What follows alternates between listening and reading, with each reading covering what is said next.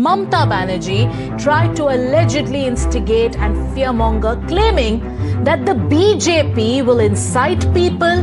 तो पश्चिम बंगाल के सियासी रण में आज प्रधानमंत्री मोदी और ममता बनर्जी आमने सामने थे। ममता बनर्जी ने अपनी पार्टी तृणमूल कांग्रेस के उम्मीदवारों का ऐलान किया। ममता बनर्जी मुर्शिदाबाद में अपनी ताकत बढ़ाना चाहती हैं। मेरे सीने में नहीं तो तेरे सीने में सही हो कहीं भी आग, लेकिन आग जलनी चाहिए। तो आज हम बात करेंगे लोकसभा इलेक्शन के बारे में। तो बंगाल में करीब 42 सीट्स है। आज आप बंगाल में देखोगे तो बंगाल तीसरा सबसे बड़ा राज्य है लोकसभा सीटों के मामलों में। लोकसभा इलेक्शन में देखोगे तो बंगाल में 7 फेज में इलेक्शन होगा। तृणमूल कांग्रेस ने इसका विरोध किया, लेकिन इलेक्शन कमीशन ने कहा कि जो बंगाल की पॉलिटिकल हिस्ट्री है वो बहुत ही वायलेंट है, इसकी वजह से 7 फेज में इलेक्शन करना ही है, क्योंकि बंगाल में जब भी इलेक्शन होता है तब वायलेंस होता ही है। अब यहाँ पे अगर आप देखोगे तो बीजेपी भी पूरा जोर लगाएगी और ममता बनर्जी भी पूरा जोर लगाएगी, क्योंकि ये जो फाइट है ये दो लोगों के बीच में ही है। एक तो है ममता बनर्जी और एक है बीजेपी। जो भी लोकसभा इलेक्शन हो या फिर विधानसभा में तो सब जानते हैं कि ममता बनर्जी ने लैंडस्लाइड विक्ट्री हासिल की। अगर आप 2014 का लोकसभा इलेक्शन देखोगे तो बीजेपी को करीब सिर्फ 17% ही वोट मिले थे, लेकिन अगर आप 2019 का लोकसभा इलेक्शन देखो तो बीजेपी ने जंप करके उनका वोट शेयर डबल करके करीब 41% वोट शेयर लिया था, जिसकी वजह से उनकी 2019 में 18 सीटें आई थी और तृणमूल कांग्रेस की करीब 22 सीटें आई थी। कांग्रेस के लिए तो मैं इतना ही कहना चाहूंगा, कांग्रेस और लेफ्ट फ्रंट के लिए, कि तुम्हारे पाँव के नीचे तो जमीन ही नहीं, और कमाल तो यह है फिर भी तुम्हें यकीन ही नहीं। सच बात यह है कि कांग्रेस अब जमीन स्तर से खो चुकी है पूरी की पूरी। बीजेपी के कार्यकर्ता से आज भी वो बहुत ही मजबूत और मजबूती से इलेक्शन लड़ते हैं। अब 2024 की इलेक्शन की बात करें तो सबसे महत्वपूर्ण अगर आप देखोगे तो बिहार है, यूपी है। यूपी, बिहार, महाराष्ट्र, ये जो है ये सबसे ज्यादा लोकसभा सीट्स वाले ये राज्य है। अब इसी राज्य में आप देखोगे तो कांग्रेस का कुछ नहीं है। आप ऐसे राज्य को नहीं जीतोगे तो आप कैसे आओगे सत्ता में? आना बहुत ही मुश्किल है। अगर ऐसे राज्यों में घूमोगे जहाँ पे लोकसभा सीटें कम है तो आपको कोई फायदा नहीं होने वाला। आपको ऐसे राज्यों में सीटें लानी पड़ेगी जैसे कि यूपी हो गया, बिहार हो गया, महाराष्ट्र हो गया, जहाँ पे लोकसभा सीटें ज्यादा। अब कर्नाटक में तो आप मजबूत हो, लेकिन एक राज्य में मजबूत होने से कुछ नहीं होता। यहाँ पे आप 80 सीटों में से आप देखो तो 70 से भी ज्यादा सीट्स बीजेपी लेके आती है यूपी में। अब मोदी जी का तो कोई परिवार ही नहीं है पॉलिटिक्स में। अब मोदी जी खुद अकेले है पॉलिटिक्स में, तो इसके लिए उनपे कोई अगर करप्शन चार्जेस भी लगाएगा तो भी कोई मानेगा नहीं, क्योंकि वो देंगे किसको? करप्शन। तो आप अगर करप्शन का मुद्दा भी उठाओगे मोदी जी के खिलाफ तो जनता मानने से इनकार कर देगी, क्योंकि जनता को ये बात समझ में नहीं आती। ये बात जनता पकड़ेगी नहीं, कि जनता को लगेगा कि मोदी जी तो सबसे साफ छवि वाले नेता है, और मोदी जी की जो ब्रांडिंग हुई है वो ऐसे ही हुई है कि मोदी जी सबसे साफ छवि वाले नेता है। मोदी जी करप्शन कर ही नहीं सकते, और मोदी जी पे कोई आरोप भी लगाएगा तो भी कोई मानने वाला।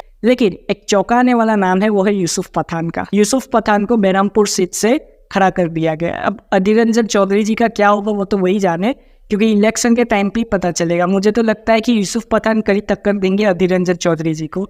अधीर रंजन चौधरी जी जो है वो भी अपनी पूरी ताकत लगाएंगे, क्योंकि वो भी बहुत सालों से चुन के आ रहे हैं वो सीट से। लेकिन कांग्रेस को टक्कर देने के लिए यूसुफ पठान को तृणमूल कांग्रेस ने उतारा है, जो कि कांग्रेस को जरूर टक्कर देने वाले है। लोकसभा इलेक्शन की बात करूँ तो सभी ने प्रिडिक्ट किया है, और मैं भी मानता हूँ कि वेस्ट बंगाल में बीजेपी सबसे बड़ी पार्टी बन के उभरेगी। यहाँ पे मेरा मानना है कि 25 से लेकर 30 सीट तक बीजेपी आराम से जीतेगी, और तृणमूल कांग्रेस को बीजेपी से कम सीटें आने वाली है लोकसभा इलेक्शन में, क्योंकि लोकसभा इलेक्शन जो है वो बहुत ही डिफरेंट होता है। लोग डिफरेंटली वोट करते हैं। अगर आप विधानसभा का चुनाव देखोगे तो उसमें भले तृणमूल कांग्रेस जीत गई हो, लेकिन लोकसभा इलेक्शन में मोदी जी का चेहरा देखेंगे लोग और मोदी जी को ही वोट करेंगे। लास्ट में तो सिर्फ इतना ही कहना चाहूंगा कि मेरे जुनून का नतीजा जरूर निकलेगा, और इसी स्याह से समुंदर जरूर निकलेगा। जय हिंद।